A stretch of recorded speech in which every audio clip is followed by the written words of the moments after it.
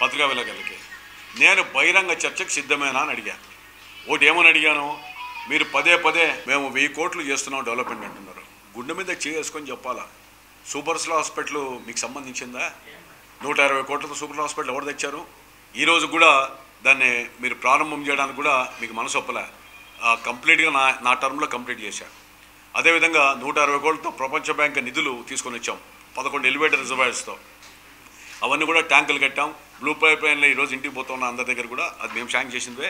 నేను శంకుస్థాపన చేసి నేను ప్రారంభం చేసి కంప్లీట్ చేసింది. అవి మీకు కనపడవా?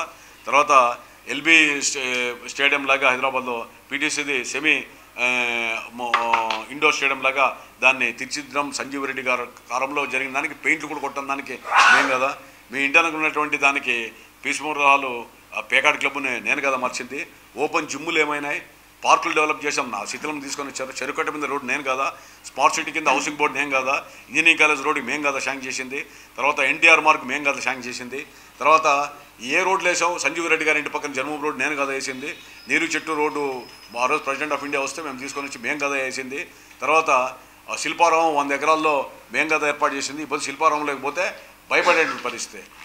మాట్లాడితే ఏం చేస్తారు, క్లాక్ టవర్ దగ్గర గుత్తి రోడ్డు నేను చేశాను అంటాడు. నేను చెప్పాను, వెంకయ్య నాయుడు గారిని గట్కారిని నేను కలిసా. మీ సాక్షి దినపత్రికల్లో ఢిల్లీలో కూడా వచ్చింది. ప్రభాకర్ చౌదరి గారు కలిసి దీనిల కోసం అర్జీ ఇచ్చాడు, అభ్యర్థించాడని చెప్పారు. చెప్పిన తర్వాత ఈ ప్యాంప్లెట్ ఇంటింటికి చేరుస్తూ ఉన్నాం. తర్వాత మీరు అయా నిధులు మేము తీసుకొని వచ్చాం, ఎలక్షన్లు వచ్చాక టెండర్లు మీరు పిలిచారని. ఒక్కరోజు మీరు ఏమన్నా గట్కారిని పోయి కలిసావా? రిప్రజెంటేషన్ నాకి గట్కారికి మధ్య జరిగినటువంటి రిప్రజెంటేషన్ జరిగిన కరస్పాండెన్స్ ఫైల్ కూడా చూపించాను. మరి ఇంతకంటే మీకు సాక్ష్యాలు ఏం కావాలా? మీరు ఒక్కరోజు ఢిల్లీకి పోయావా? పోనీ ఒకటి అడుగుతున్నా, ఆయన క్వశ్చన్ చేస్తున్నా. మీరు ఎన్టీఆర్ మార్గ్ ఏదైతే ఉందో గుత్తి రోడ్డు వరకు నేను చేయగలిగా. ఓబన్న గౌడ్ అనేటువంటి ఇల్లు ఉంది, అదొక్కటి తీసుకొని చేస్తే గుత్తి రోడ్డు వరకు రోడ్డు వస్తుంది. ఇప్పుడు నువ్వు చేయగలవా? 6 నెలల్లో అండర్ గ్రౌండ్ డ్రైనేజ్ చేస్తాను, ఎందుకు చేయలేకపోయావు? కంపోజ్ షాట్ షిఫ్ట్ చేస్తాను, ఇంతవరకు ఎందుకు చేయలేకపోయావు? 6000 ఇల్లు టిట్కో ఇల్లు ఆగిపోయినా ఎందుకు కంప్లీట్ చేయలేకపోతున్నావు? అవి మీకు చేత కావడం లేదా? తర్వాత 20 రోజులు అనంతపురంలో నీళ్లు లేక అందరూ లబోదిబో అని బాధపడతా ఉంటే దానికి స్టాండ్ బై మోటార్లు పనిచేస్తున్నాయా లేదా చూడుకోకుండా ఈరోజు కూడా ఆకస్మిక తనిఖీలకు పోయి ఎక్కడన్నా కానీ జరిగిందా, ఏం జరిగిందని చెప్పి నువ్వు దాని మీద విజిట్ చేసేటువంటి ఆలోచన నీకు లేదు, ఆ మనస్సే నీకు లేదు. నువ్వు మళ్ళీ ప్రజల గురించి మాట్లాడితే ఎట్లా? ఇంతకుముందు 20 ఏళ్ళు అధికారంలో ఉన్న రాష్ట్రంలో రాజశేఖర రెడ్డి ముఖ్యమంత్రి, నువ్వు మెంబర్ ఆఫ్ పార్లమెంట్, ఢిల్లీలో మీ ప్రభుత్వం ఉంది. ఆ రోజు సెంట్రల్ స్కీమ్ కింద టౌక్లా దగ్గర గుత్తి రోడ్డు మీ ఎందుకు దాలా? అంటే 10-15 ఏళ్ళు ఎంపీగా పనిచేసేందుకు అప్పుడు నీకు చేత కాదు. ఈరోజు భారతీయ జనతా పార్టీ సెంట్రల్లో ఉంటే, ఈరోజు వైఎస్ఆర్సీపీ ప్రభుత్వం ఉంటే ఎమ్మెల్యేగానే దిగలవా కేంద్రం నిధులు? ఎంపీగానే చేత కానీ ఎమ్మెల్యేగా నువ్వు ఎట్లా తీసుకొని వస్తావు? ఒక్కరోజు నువ్వు అసెంబ్లీలో మాట్లాడావా? ఎప్పుడైనా లోక్సభలో ఎప్పుడైనా మాట్లాడావా ప్రజల గురించి? ఎప్పుడూ మాట్లాడలా. మరి నువ్వు ఈరోజు నేను తీసుకొని వస్తానంటే ఎవడు నమ్ముతాడు? అందుకనే నేను చెప్పా బహిరంగ చర్చకి 1000 కోట్లు క్లాక్ టవరు గుత్తి రోడ్డుది సెంట్రల్ ఫండ్స్ది ఎవరు తెచ్చారు అనేటువంటిది చెప్పాము. అవి రెండు పక్కన పెడితే ఒక్క వర్క్ ఏదన్నా అది మా కష్టమే, మేము తెచ్చాం, టెండర్లు మీ కాలంలో వచ్చాయని చెప్పాము. ఇప్పుడే రాజీవ్ గాంధీ బ్రిడ్జ్ గుండెమే చేసుకుంటావా? అది ఆ bridge railway permissions correspondence sanction చేసి టెండర్లు వేసి ఎలక్షన్ నాకు పోలింగ్ నా బదుడికి అక్కడ ప్రాంతం పోదాం మొత్తం స్లాబ్ వరకు వచ్చింది. వస్తూనే మళ్ళీ ఆ కాంట్రాక్ట్ని క్యాన్సిల్ చేయించి వేరే రకంగా ప్రయత్నం చేసి మళ్ళీ ఆ స్లాబ్ ఒకటి మీరు వేశారు. దాన్ని తీసుకొని వచ్చి జగనన్న వారిని పెద్ద ఎత్తున వేసుకున్నారు. అంటే కష్టం నాది, పేరు పెట్టుకునేది మీరు. మరి ఎందుకు నువ్వు ఎమ్మెల్యేగా మీ నాన్న ఎమ్మెల్యే ఉండ మీ తండ్రి ఎమ్మెల్సీగా ఉంటా, నువ్వు ఎంపీగా 2-3 పర్యాలు ఉన్నావు. అప్పుడు ఎమ్మెల్యే మీదే, మేయర్ మీదే, తర్వాత గవర్నమెంట్ మీద రాష్ట్రం కేంద్రంలో రాజీవ్ గాంధీ బ్రిడ్జ్ ఎందుకు కట్టలేకపోయావు? 100 ఏళ్ళు చేత కాలేదు. అప్పుడు ఈ 5 ఏళ్లలోనే కట్టానంటున్నావు. ఏదైనా మాట్లాడడానికి కూడా రావాలి. అసలు ఆ బ్రిడ్జు రాజీవ్ కాలనీలో కట్టాలనే ఆలోచన నీకు రాలేదు. ప్రజలు నన్ను అడిగారు, అడిగిన తర్వాత ఆ రోడ్డు నేనే వేసాను. వాటికి నీటి సమస్య పరిష్కారం కోసం కూడా శిల్పారామంలో ఎలివేటర్ రిజర్వాయర్ కట్టి ఓహెచ్ఆర్ నుంచి పైప్ లైన్ రాజీవ్ కాలనీకి నేను ఇచ్చాను.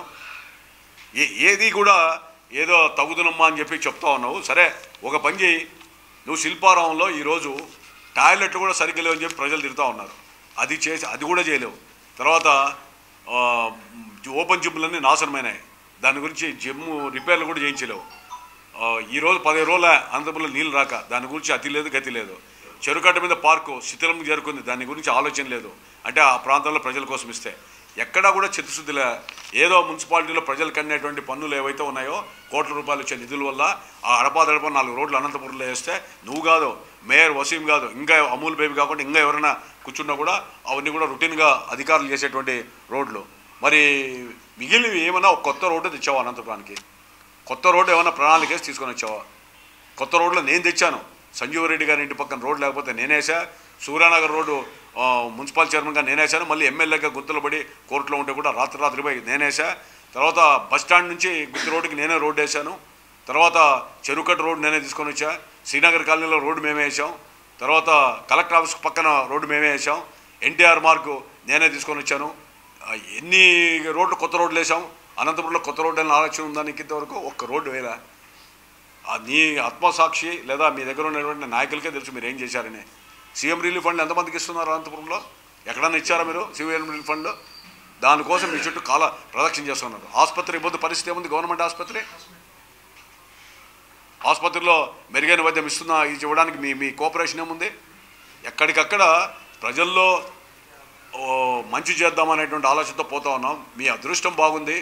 మీరు ఏ పెద్ద కష్టం లేకపోయినా ఎమ్మెల్యేలుగా ఎంపీలుగా గెలుస్తూ ఉన్నారు. అధికారంలో ప్రజలు ఓట్లేసి ఆ పార్టీ బలంతోనో ఇంకోటో పదే చెప్తున్నాడు నాకు చాలా బలవంతుడని. ఒకటి నేను ఛాలెంజ్ ఇస్తున్నా వెంకటరామరెడ్డి గారికి. నువ్వు ఫ్యాన్ గుర్తు పక్కన పెట్టాయి, నేను సైకిల్ గుర్తు పక్కన పెట్టేస్తా. ఇద్దరూ పోటీ పెడతాం అనంతపురంలో. వ్యక్తిగతంగా నువ్వు అభివృద్ధి చేసావు కదా, నువ్వు చేసావు అభివృద్ధి, నేను చేశాను అభివృద్ధి మీద ఒక మీ ప్రభుత్వమే ఉంది. ఒకటి బ్యాలెట్ పేపర్లు పెట్టమందాం, దాని ఖర్చు అర్థం నువ్వు పెట్టుకో, నేను కూడా సగం ఖర్చు భరిస్తా. మరి ఒక్క ఓటు నాకంటే నీకు ఎక్కువ వస్తే, లేదా నాకు నీకంటే ఎక్కువ ఓట్లు రాకపోతే రాజకీయ సన్యాసం తీసుకుంటావు. నువ్వు తీసుకుంటావా? దీనికి ఓపెన్ ఛాలెంజ్ సిద్ధమేనా? డెవలప్మెంట్ మీద మాట్లాడదాం. ప్రభాకర్ చౌదరి వెంకటరామరెడ్డిలో డెవలప్మెంట్ ఎవరు చేస్తారు? కరప్షన్లో ఎవరు కరప్షన్ అన్నారు? ఈయన అవినీతి పడడా, ఆయన అవినీతి పడడా? ఈ రెండింటి మీద డిబేట్ పెడదాం. దాని మీద ప్రజల్ని మ్యాండేటరీ ఇమ్మందాం. అనంతపురం అసెంబ్లీ నియోజకవర్గంలోనే ప్రజలు నిన్ను ఆదరిస్తే నేను జీవితకాలంలో రాజకీయాల్లో చదువుకుంటా. వైఎస్ఆర్సీపీ ఫ్యాన్ గుర్తును వదిలేసాయి, నేను సైకిల్ గుర్తు వదిలేస్తా. ప్రభుత్వం మీద ఉంది, జిల్లా ఇన్ఛార్జ్ మాత్రం ఆయన ఉన్నాడు. డెమోక్రసీలో ప్రజాస్వామ్యబద్ధంగా ఓటింగ్ పెట్టు. నేను ఎన్నికల్లో కూడా పోటీ చేయను. దానికి నువ్వు సిద్ధమేనా? పదే అవి గొడవలు ఉన్నాయి, గ్రూపులు ఉన్నాయి. గ్రూపులు నీ మొత్తం మన వాట్సాప్లో చెప్తున్నారు. నువ్వు ప్రతి నియోజకవర్గాల్లో కూడా రంపు పెడుతున్నావు అని. ఇంకా చాలా ఉన్నాయి నీ గురించి మాట్లాడతా. ప్రతి చోట సమస్య క్రియేట్ చేస్తున్నావు అని. నువ్వే ఒక సమస్య అని చెప్పి వైఎస్ఆర్సీపీ కార్యకర్తలు మీ కింది వాళ్ళే మాట్లాడుతున్నారు. ఎదుటి వాళ్ళ సమస్య గురించి మాట్లాడుతున్నావు. మీ ఇస్తర్లో ఏవో పొల్లాడేటివి ఏమన్నా అవి చూడండి. మా ఇస్తర్లో ఉన్న దోమల గురించి నీకెందుకు, ఈగల గురించి నీకెందుకు? దాన్ని దృష్టిలో పెట్టుకుంటే చాలు. నువ్వు ఇవన్నీ కూడా మాట్లాడదాం. అవినీతి గురించి మాట్లాడితే ఎన్ని ఛాలెంజ్ చేసినా నువ్వు రావు. మీ ఆంజనేయ స్వామి టెంపుల్ దగ్గర మీ ఇంటి పక్కనకు వస్తావా అని అడిగాను నేను. జీవితంలో కమిషన్లు తీసుకోవాలి, కాంట్రాక్ట్లో కానీ ఎవరితో కానీ నువ్వు దానికి సమాధానంగా వస్తావంటే నువ్వు రాలే. సరే, దీనికి రాకపోయా వచ్చావు లేదు, నీ వ్యక్తిగతం అది. ఈరోజు డెవలప్మెంట్ మీద పదే మాట్లాడుతున్నావు. నేను ప్రభాకర్ చౌదరి డెవలప్ చేశాడా, వెంకటరామరెడ్డి డెవలప్ చేశాడా? దీని మీద ప్రజల్లో ఒక బ్యాలెట్ దీని కింద డిబేట్ పెడదాం. రాష్ట్రంలోనే ఇది ఒక సెన్సేషనల్ డిబేట్ అవుతుంది, ఓటింగ్ అవుతుంది. దానికి అయ్యే ఖర్చు అర్థం నువ్వు భరించు, అర్థం నేను భరిస్తా. నేను మా కార్యకర్తలు మేము కింద మీద పడి మేము వ్యయం చేయడానికి సిద్ధంగా ఉన్నాం. పెట్టి అభివృద్ధిలో ప్రభాకర్ చౌదరి కంటే వెంకటరామరెడ్డి ముందున్నాడని చెప్పి నీకు ప్రజలు నిర్ణయిస్తే జీవితకాలంలో రాజకీయాలు వదులుకుంటా. ఏదో ఆ రోజు హస్తం గుర్తు, ఫ్యాన్ గుర్తు దీనివల్ల పోయావు. నేను ఇండిపెండెంట్గా అనంతపురంలో వేస్తే 25,000 ఓట్లు వచ్చాయి నాకు. సైకిల్ గుర్తు లేకుండా నిలబడితే 1,00,000 ఓట్లు వచ్చాయి నాకు పార్లమెంట్కి. నువ్వు రా, నువ్వు దానికి సిద్ధమైతే కనుక నేను కూడా సిద్ధమే.